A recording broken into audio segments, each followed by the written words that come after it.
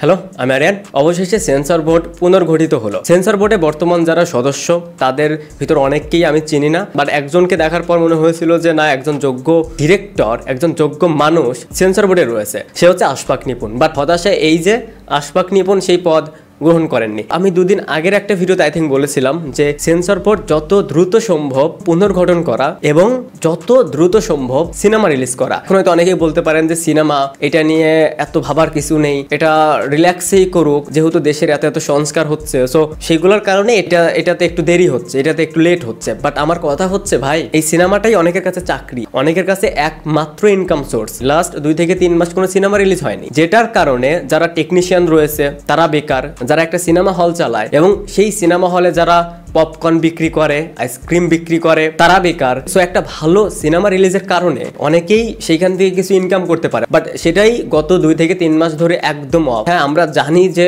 দেশের যে পরিস্থিতি ছিল সেটাতে সিনেমা দেখার আগ্রহ কারো ছিল না, সিনেমা রিলিজ করার মতনও কোনো পরিস্থিতি ছিল না, বাট এখন তো স্বাভাবিক। আর এখন যেহেতু সেন্সর বোর্ড পুনর্গঠন হয়ে গেছে, তো আমার মনে হয় যে যত দ্রুত সম্ভব যে সিনেমাগুলো জমা পড়ে রয়েছে সেইগুলো আগে সেন্সর করানো উচিত, সেই সিনেমাগুলো আগে রিলিজ করা উচিত। সিনেমা হচ্ছে একটা বিনোদনের জায়গা, সেটাও যদি ধীরে ধীরে অফ হয়ে যায়, কারো যদি গুরুত্ব না থাকে, তাহলে এটাও একদিন হারিয়ে যাবে। কারণ আমাদের ফিল্ম ইন্ডাস্ট্রির যে অবস্থা, সেখানে কাজের চেয়ে কথা হয় বেশি, সিনেমার চেয়ে ইন্টারভিউ হয় বেশি, যার কারণে আমরা এখনো সবার নিচে পড়ে আছি। সেখান থেকে যদিও লাস্ট কয়েকটা সিনেমা দিয়ে আমরা মাত্র উঠতে শুরু করেছি।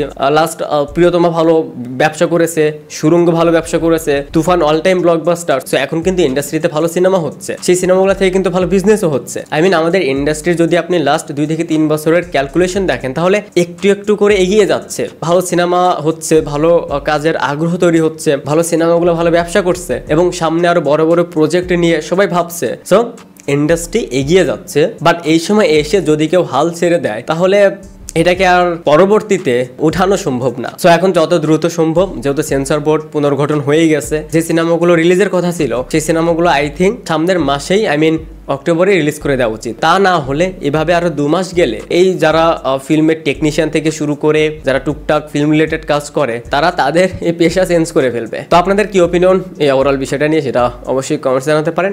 বাই।